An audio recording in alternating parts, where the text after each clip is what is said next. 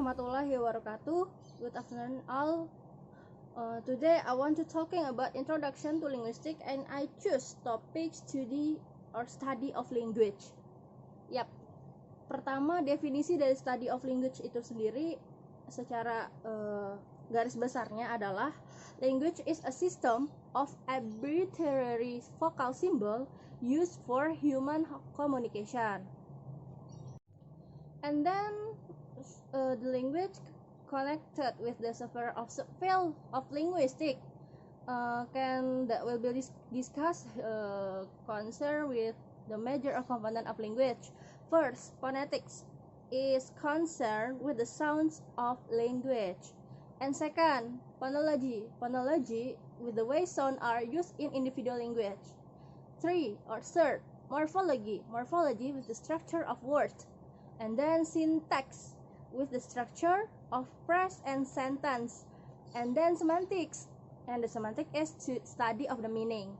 Or another major subfield of linguistics, pragmatic studies the interaction between language and the context in which it is used. And then kan tadi kita nyebutin si language ini definisinya adalah language is system of arbitrary vocal symbol used for human communication.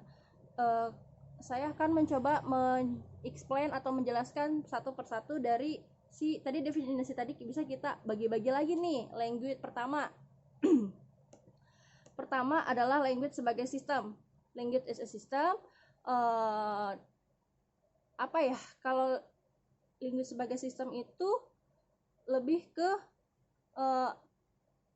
si language-nya ini tuh bikin kayak kalimat itu menjadi terstrukturisasi, atau jadi dia tuh jadi kayak rules buat kalimat tersebut. Contohnya nih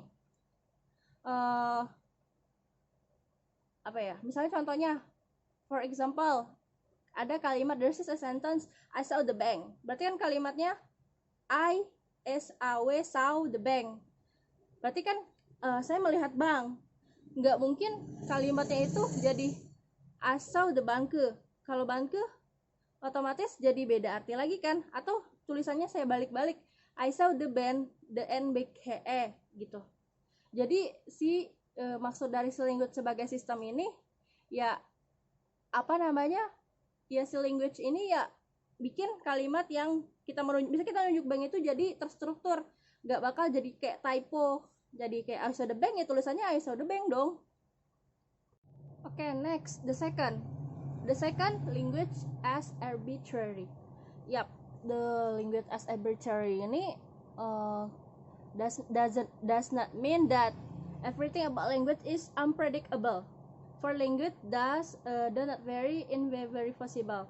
It means that we cannot predict exactly which specific feature we will find in a particular language if we are unfamiliar with that language or with a related language. There will not be no way predicting what a word means just from hearing it, of knowing in advance, or how nouns will be inflected. Contohnya begini ya, misalnya kayak kucing, for example the cat, ya kucing. Kadang kan kita kalau manggil kucing itu meong gitu, meong. Tapi di tempat lain belum tentu meong itu adalah kucing. Bisa juga meong itu jangan kucing deh, kayak yang lebih kayak familiar gitu. Oh gini deh, di Jawa ada binatang called animal, long tail, punya buntut, terus two hand, punya tangan, terus manjat pohon. Nah kalau di Jawa dibilangnya, tolong correct me if I'm wrong ya. Kalau di Jawa kayak monyet itu panggilannya ketek ya. Kalau nggak salah sih ketek, kalau nggak salah. Nah, terus kalau di Jakarta bilangnya monyet itu monyet ya monyet gitu loh. Beda lagi nanti di Amerika. In America we call that a monkey. Jadi nggak punya alasan yang logik buat nunjukin kalau si language ini sesuai gitu loh. Jadi maksudnya itu ya pokoknya kita mendefinisikan si language as a breather ini nggak tiap itu beda-beda dan nggak bisa diprediksi gitu loh. Kayak tadi saya yang jelasin tadi, di beda-beda tempat kita manggil monyet itu beda-beda gitu, di sini ini gitu. Jadi menurut in my point of view, arbitrary itu cannot predict every possible way in different regional atau di beda tempat itu beda-beda. Jadi language as arbitrary ini nggak bisa disamain gitu loh. Pokoknya apa ya, no logical reason no logical reason is used when choosing a symbol, and no direct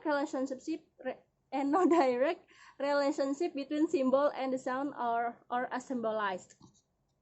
And the third language as vocal.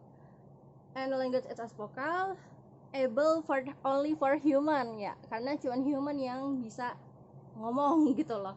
Soalnya kan si language as vocal ini biasanya human able to produce the language by articulate sounds.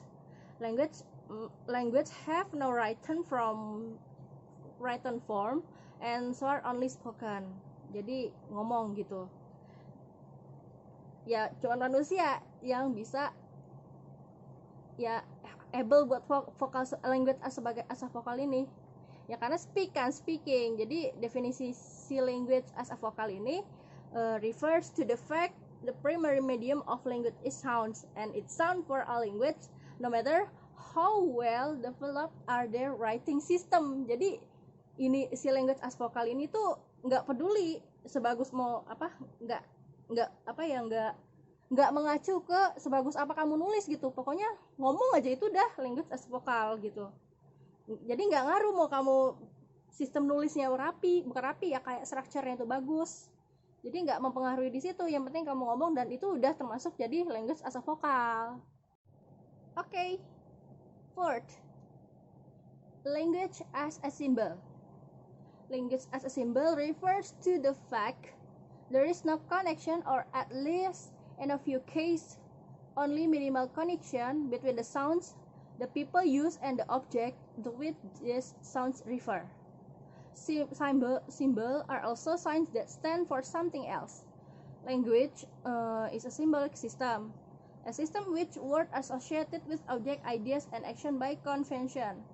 So that aku ngambil contoh kayak apa namanya di Eropa, when someone use a dress, black dress or dark suit lah, pokoknya warnanya yang gelap gitu, warna yang gelap, when they are attending the burial ceremonies,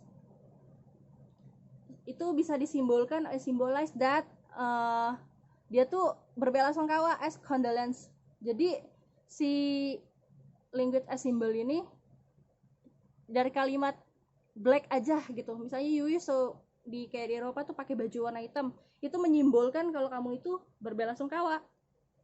Atau the other country in India when ceremony cremation day, kebanyakan penduduk India sama Indonesian citizen use white dress atau baju yang dress code-nya itu putih, ya sama maknanya sendiri, yaitu untuk condolences atau berbelasungkawa. Jadi si language as a symbol ini gak harus dijelasin kalau saya tuh berbelasungkawa loh, gak harus dijelasin kayak gitu. Langsung kita pas hari itu pakai baju hitam, jadi orang-orang bisa we can catch atau conclude that, tangkep kalau oh ini orang lagi berbelasungkawa, lagi condolences gitu.